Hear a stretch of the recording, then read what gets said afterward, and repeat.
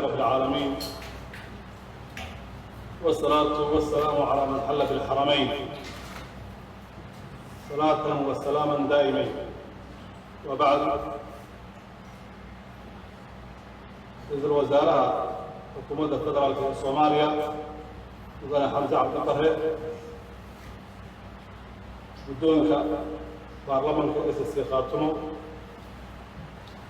xildhibaanada federaalka baarlamaanka federaalka Soomaaliya iyo xildhibaanada baarlamaanka SSC Khaatumo ee golaha fadhiya saxaafadda dhammaantood waan salaamaya. waxaan leeyahay asalaamu calaykum waraxmatullaahi wabarakaatuh.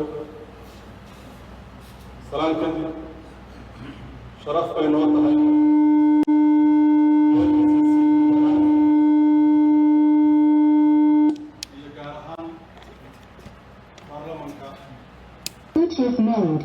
fadhino ee baarlamaanka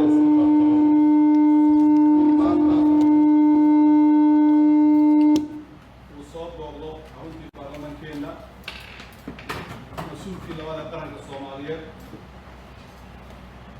madaxii u sarreeyay xukuumadda dan qaran ra'iisul wasaarihii xukuumadda federaalka oo booqasho ku jooga caasimadda Laascaanood ee SSC Khaatumo.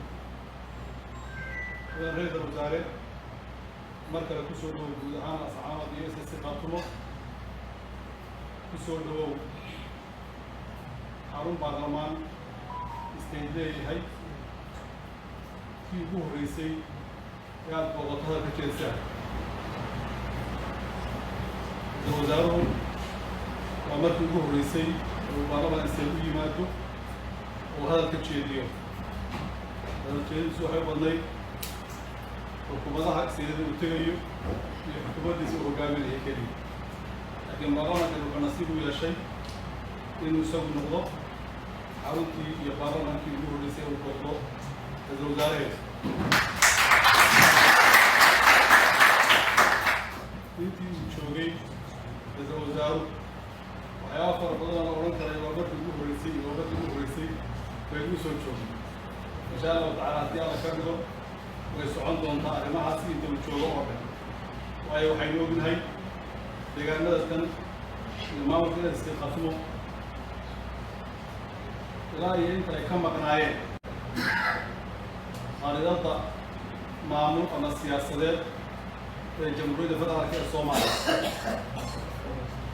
dad ahaan waa u joogeen, dad ahaan iyo deg ahaan waa u joogeen, laakiin maamulka iyo hannaanka siyaasiga ah ee jamhuuriyadda federaalka ee Soomaaliya deegaanada tan muddo qayb kamay ahayd. insha allahu tacaala sida muuqata safarka ra'iisul wasaaruhu wuxuu soo afjarayaa ama soo afjarayba ka maqnaantii deegaanada tan iyo dadkan ay ka maqnaayeen khariidada siyaasiga ah ee Soomaaliya. waxaan rajaynayaa in reer SSC sida ay ku taamayeen ay hormuud ka noqon doonaan geedi socodka dowlad dhiska Soomaaliyeed iyo soo celinta haybadda iyo sharafta qaranka Soomaaliyeed.